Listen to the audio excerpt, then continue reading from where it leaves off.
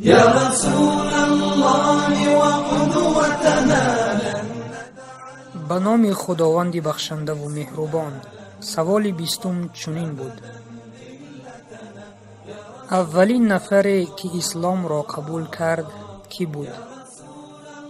اولین شخصی که اسلام را قبول کرد این مادر مؤمنان خدیجه بنت خویلد خداوند از او راضی باد بود. هنگامی که محمد صلی الله علیه و سلم از کوه حرا پایین آمد و به سوی خانه رهسپار شد، خود را در عالم دیگر می دید.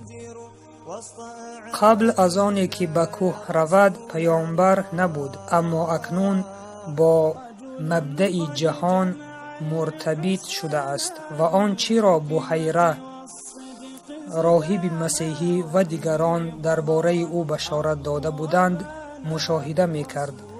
او دانست که وظیفه وزنین را به دوش گرفته است و پیرامون آن می اندیشد. اگر اضطراب و وحشت داشت تنها از همین جهت بود، نه به خاطر اینکه هنوز نمی دانست پیامبر شده است یا نه، زیرا بشارت ها و پیشگویی هایی که از افراد مانند بحیره شنیده بود و دیدن جبرائیل و مژده او که تو رسول خدایی برای حقانیت رسالت او 100% کافی بود. اضافه بر این خداوند هر پیامبری را که برای هدایت انسانها برانگیخته است او را با برهانهای روشن و شاهدهای قوی بر رسالت خود مطمئن می کند تا بتواند با عزم قوی در راه اصلاح و تکامل انسانها بکوشد. واقعا روز بعثت سبب شد که محمد صلی الله علیه و سلم دیر به خانه برگردد. خدیجه که نسبت به این موضوع بیخبر بود ناراحت شد. هنگام محمد صلی الله علیه و سلم را دید که با چهره های دیگرگون وارد خانه شد، از او پرسید: چرا امروز اینقدر دیر آمدی؟ حضرت آنچه که به او گذشته بود برای خدیجه خداوند از او راضی باد شرح داد.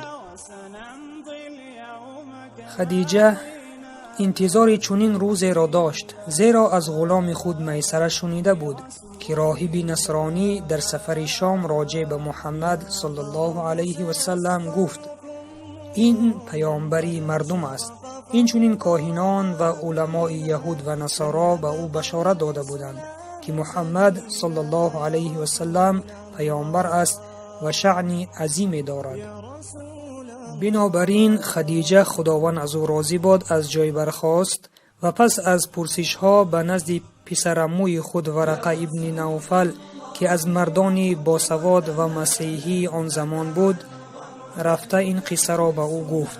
ورقه اظهار داشت: به خدا سوگند، این همان فرشته است که به پیش موسی می آمد نزد او آمده است.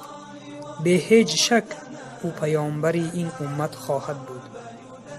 سپس برای اینکه خدیجه موضوع را بهتر درک کند نشانه نازل شدن فرشته و وحی را به او فهماند. خدیجه خداوند از او راضی باد برگشت و پس از بررسی کوتاه نبوت و پیامبری محمد صلی الله علیه و سلم را پذیرفت و ایمان خود را اعلان کرد و به این تدبیر در میان زنان افتخار اولین ایمان نصیب وی گردید. و از مردان اولین شخصانی که اسلام را قبول کردند ابوبکر صدیق، علی ابن ابو طالب، زید ابن حارث خداوند از همه آنها راضی باد بودند. بعد ابوبکر صدیق یک چند نفر را به اسلام دعوت کرد. اینها عثمان ابن عفان، زبیر ابن عوام، عبدالرحمن ابن عوف، سعد ابن ابو وقاص، طلحه ابن عبیدالله بودند که اسلام را قبول کردند. خداوند از همه آنها راضی باد. برادر و خواهر ایمانیم، این بود معلومات کوتاه درباره شخصانی که اولین شده اسلام را قبول کردند. السلام علیکم و رحمت الله و برکاته. قد رسمت هادينا ورسول الله